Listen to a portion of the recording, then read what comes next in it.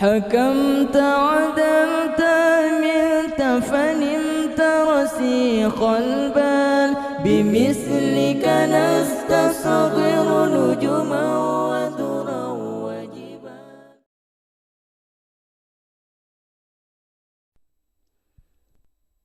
Malu rasanya mengatakan cinta kepada Dia, kekasih Allah, kerana Dia insan mulia, sedangkan diriku insan biasa. Ku pujuk jua hati dan jiwa, meluahkan rasa cinta membara di dalam pujian, ucapan selawat, tanda penghargaan seorang umat.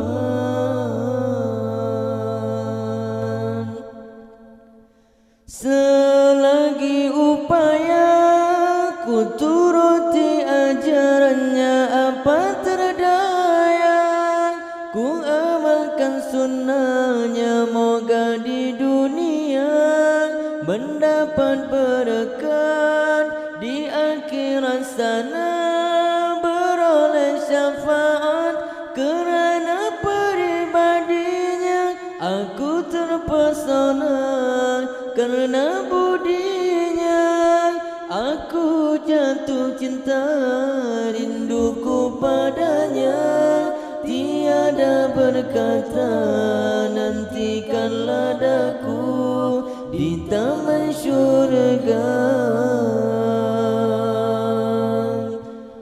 Sesungguhnya apa yang ku dambakan adalah cinta Allah yang esa, kerana cinta kepada Rasulullah berarti cinta kepada Allah.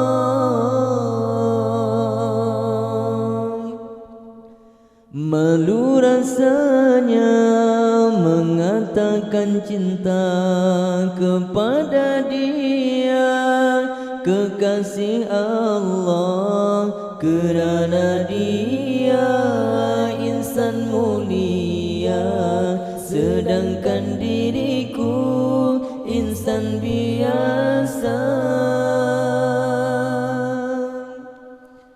Ku pujuk jua hati dan jiwa, meluahkan rasa cinta membara di dalam pujian, ucapan selawat, tanda penghargaan seorang umat.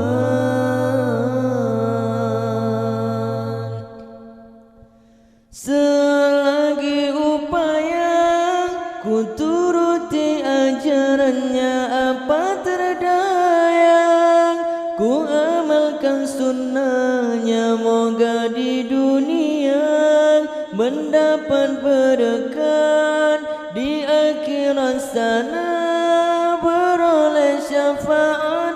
Kerana peribadinya aku terpesona, kerana budinya aku jatuh cinta, rinduku padanya tiada berkata, nantikanlah daku di taman syurga. Sesungguhnya apa yang ku dambakan adalah cinta Allah